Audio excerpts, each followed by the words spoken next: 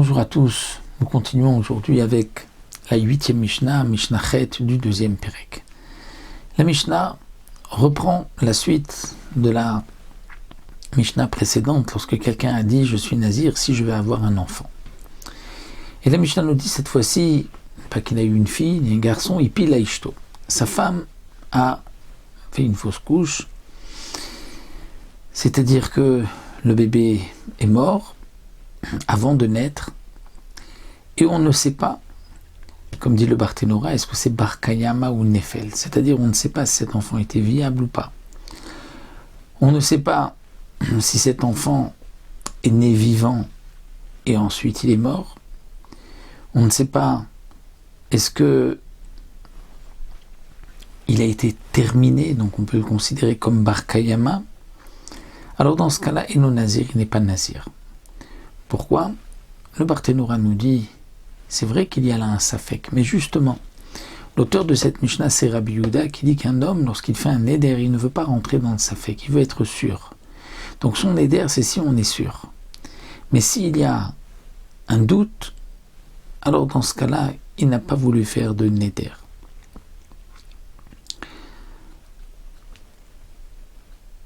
Le Barthénora nous explique aussi, lorsque quelqu'un a voulu dire Vlad, c'est un Vlad Vadaï sûr, où il n'y a pas de doute, donc pas un effet où on peut encore se poser la question.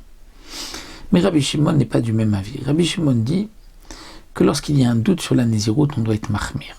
Et donc Yomar il dira, Imaya ben Kayama en Nezirchova.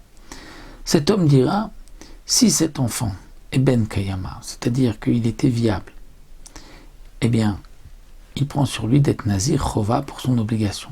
Veim l'avait sinon, eh bien, il sera quand même nazir, mais rien ni nazir nedava, il sera nazir nedava. C'est-à-dire que nous avons un problème. Un homme ne peut pas être nazir misafek, parce que peut-être qu'il n'est pas nazir et qu'ensuite les korbanot qu'il devra apporter seront chulin bazara, seront des animaux profanes, il ne devait pas les amener. Donc il doit quand même prendre au cas où une nezirut nedava pour être sûr de pouvoir amener ses korbanot. Chazra v'yalda, la Mishnah continue. Ensuite, sa femme a eu par la suite un enfant. Mais là, cette fois-ci, un mlad qui est viable. Pour Tanakama, c'est Nazir, cette fois-ci Nazir. Il avait fait un néder. Donc ce néder, maintenant, est maintenu, puisqu'il y a un enfant, donc il est Nazir. Mais pour Rabbi Shimon, il y avait déjà un safek à l'époque. Peut-être qu'il était Nazir, peut-être qu'il ne l'était pas. Donc Rabbi Shimon Omer Yomar, il dira, et Marishon ben Kaima, si le premier enfant était ben Kaima, et donc la Nézirut que j'ai fait, la première, était pour mon Néder. Donc maintenant, la deuxième que je vais faire maintenant, c'est une Nedava Rishon Chova, la première c'est mon obligation, Vezo Nedava, et celle-ci je fais Nedava, Veim l'avait sinon. Si l'enfant, la première fois, n'était pas Bar Kayama, donc la Nézirut qu'il avait fait au départ n'était pas pour son Néder, elle était Nedava. Donc maintenant, puisqu'il a eu un enfant, alors la deuxième sera son obligation. Arishon, Nedava, Vezochova. La première n'était qu'une Nedava, en plus, et celle-ci est Chova, et donc il sera Nazir, et ensuite il apportera ses korbanot. Donc comme nous voyons ici, afin d'être sûr qu'il puisse accomplir son Neder, son vœu.